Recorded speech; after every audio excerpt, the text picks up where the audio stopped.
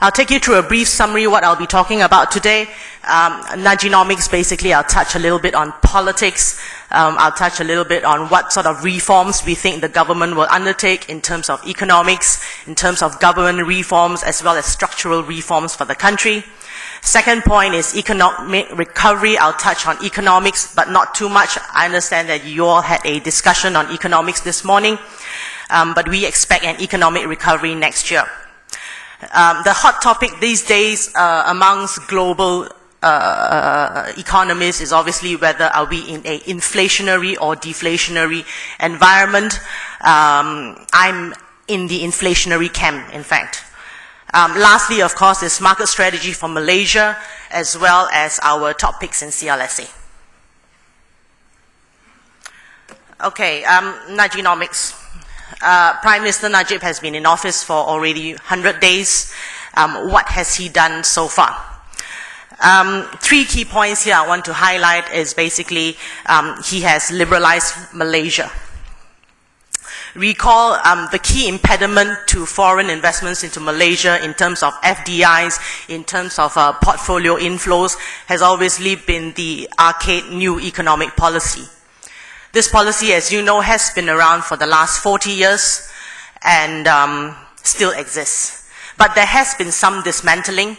Our fourth Prime Minister, Tun Mahathir, in fact, dismantled some of this policy back in 1998 during the last crisis, where he removed the requirement for 30% Bumiputra requirement for the manufacturing sector. So thus, it did bring in some foreign direct investment in that sense, whereby you do see that there was a sharp increase in FDIs over the last few years. So taking cue from that, Prime Minister Najib has liberalized the services sector this round. At the end of April, he has in fact liberalized 27 subsectors in the financial service industry. He's also said that there are plans to issue more commercial bank licenses to potentially foreign players. At the end of June, i.e. during Invest Malaysia Forum very recently, he also deregulated the FIC guidelines. Basically, what does this mean? We think it will encourage more foreign direct investments into Malaysia, whether in terms of property investments as well as equity investments into the market. And lastly, they said that they will also review all visa applications for financial services and capital market industries. This, we seem to think that we are trying to target the issue of to reverse the current brain drain which Malaysia faces, where we see continuous outflow in terms of human talent to Hong Kong and Singapore especially.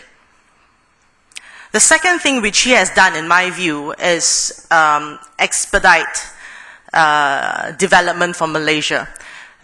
Government spending has increased. We do know of 2 stimulus packages, and we do hear that there's a little bit more transparency in terms of awarding the packages, as well as speedier execution as well. Thirdly, Prime Minister Najib has created his own portal. This, as you know, is the One Malaysia concept. Again, I think the idea behind this is to ensure greater unity amongst the country and to ensure better political stability. That is obviously a key ingredient to bring in the foreign investors.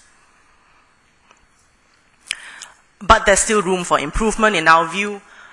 We do have a list of political wish lists. This wish list I in fact had at the beginning of this year when he was just coming into office.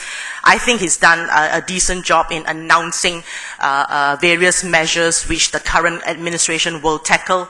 This includes reining in corruption, reviewing our new economic policy, as well as enhancing the country's competitive edge.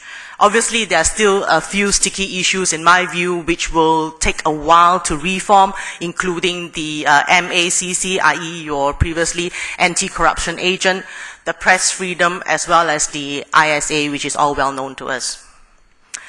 But what is, in fact, the most important issue amongst Malaysians today? According to a survey conducted by the Merdeka Center for Opinion Research, we understand that 15% of Malaysians that participated in this survey actually believe that the economic condition is the top priority for Prime Minister Najib to handle.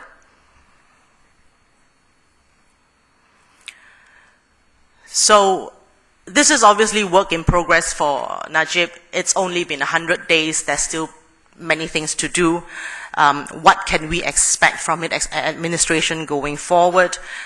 We think that, firstly, we should expect more award of government contracts over the next 12 months. I'm sure there'll be moves to stimulate the economy further. We are expecting award of 31 billion ringgit of construction or infrastructure projects over the next 12 months. Details, as you can see in the chart on the top left-hand corner.